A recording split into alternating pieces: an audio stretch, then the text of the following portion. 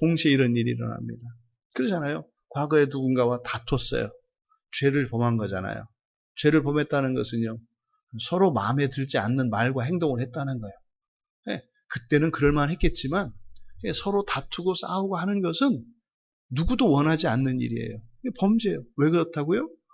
마귀가 속삭여서 꼬임에 넘어가면 그렇게 된다 이 말이에요.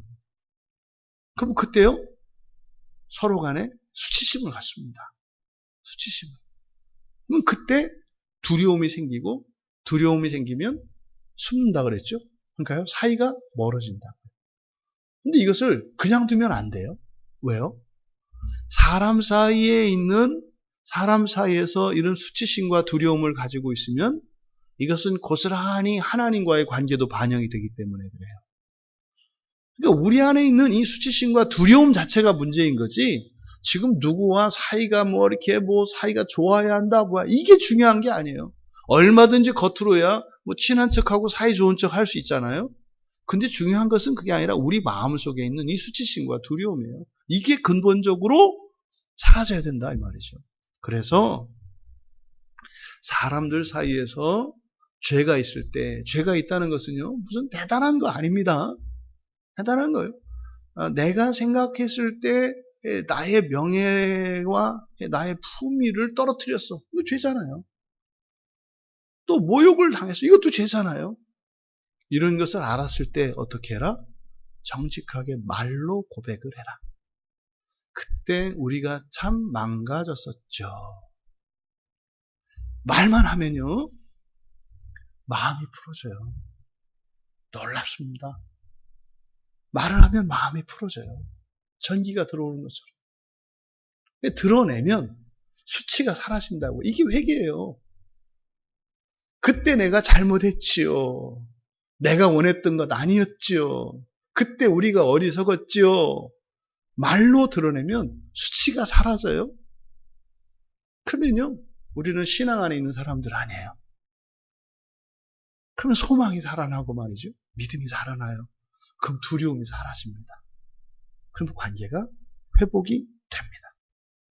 이것은 단지 이 세상 사는 동안 교인들끼리, 가족들끼리 사이좋게 지내는 이 문제가 아니에요. 하나님과의 관계를 좁히는 것, 그리고 멀게 하는 것, 이것은 바로 수치심과 두려움이다. 이것이 있다면 그게 지옥과 천국 사이의 거리입니다. 이 두려움과 수치심은 내가 가야 할 천국과의 거리인 거죠. 그래서 우리의 마음속에 이런 수치심과 두려움은 완전히 뿌리째 뽑아서 없애야 합니다. 사실은 이런 감정, 우리는 원래 가지고 있던 감정은 사랑밖에 없어요.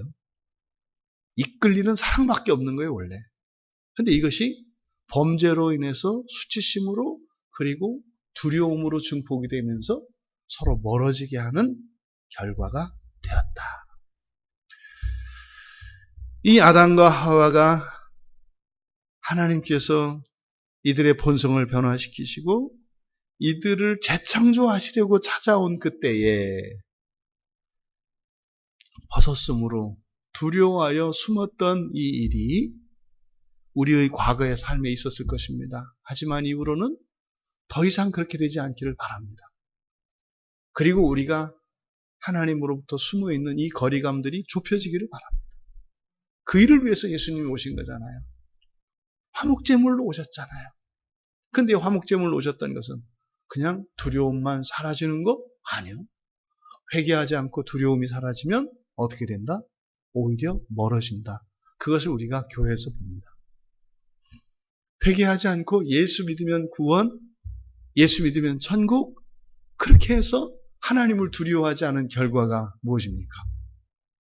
성경을 덮어버렸고 하나님 뜻대로가 아니라 사람 뜻대로 온통 온 세계 교회가 엉망진창이 되어버렸습니다. 하나님의 창조와 이 재창조의 원리를 통해서 또 에덴 동산에서 일어났었던 숨었던 이 사건을 통해 우리들의 신앙과 삶이 회복되어지고, 그래서 우리의 한날 한날, 우리가 인생을 하루하루 살아갈 때마다 이런 범죄의 일들이 줄어들고 우리 안에 있었던 수치심과 두려움이 사라져 날마다 하나님과 가까워지시는